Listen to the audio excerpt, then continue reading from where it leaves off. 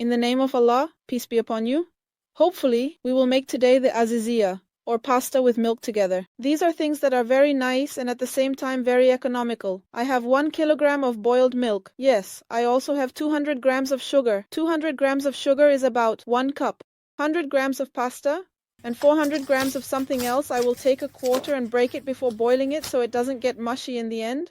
And 50 grams of starch, about 3 tablespoons. If I need more, I will add more, God willing. A little water, about half a cup, to dissolve the starch, and coconut might be added, yes, but this is what I have now. If there are nuts or peanuts, we can add them too. I will also have a tablespoon of ghee, or any type of ghee, and I will also have vanilla. I will add about half a teaspoon. I will put the milk on the stove to boil before adding the sugar to ensure it doesn't curdle. After that, I will boil the pasta in it. Once the milk has boiled, I will start adding the sugar, in the name of God, the most gracious, the most merciful, and I will stir it well. Then I will add the pasta. The 100 grams of pasta, when I broke them, turned out to be a cup. In the name of God,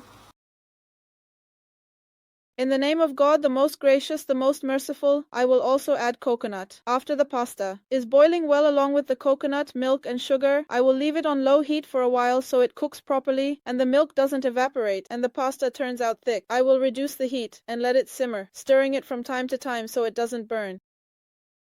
After I have cooked the pasta well and it has taken a long time, about half an hour on low heat, as you can see now, I will add a cup of milk so that it doesn't dry out more. The cooking time depends on the type of pasta, such as spaghetti, penne, or fusilli, of course. Then I added a spoonful of ghee, of course. Any type of ghee will do. Then I dissolved the starch in water and poured it onto the pasta, gradually. Continuous stirring. I might not use all the starch. That's enough. I didn't take all the starch. I'm just stirring this mixture. I'll keep stirring for about 2 minutes or so, until the starch is absorbed. After the pasta is ready and cooled, I added the vanilla and mixed it well. Then I poured it into the tray greased with a bit of ghee. If you want to blend it in the mixer, we can do that at this stage, but I won't blend it. I'll leave it in pieces as it is. After that, I will pour it into the greased tray.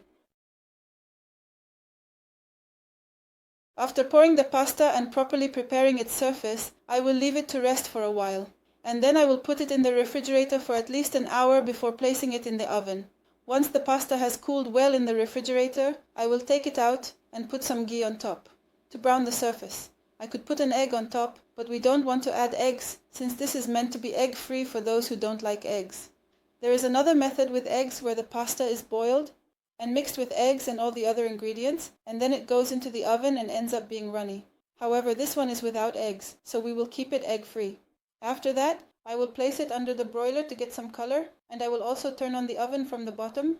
I have preheated the oven to 180 degrees, and we will see it, God willing, after it comes out of the oven, but we need to be very careful so that the surface doesn't move. This is what the pasta looks like after coming out of the oven. It didn't take long at all, about 10 minutes or 12 minutes at most, because it is already cooked on the stovetop. We just put it in the oven to get some color on top, as it remains white underneath and doesn't get color from below. Now I will leave it to cool, and then we will cut it and serve it, God willing. Enjoy your meal. After the pasta has cooled well, I will start cutting it. In the name of God, the most gracious, the most merciful.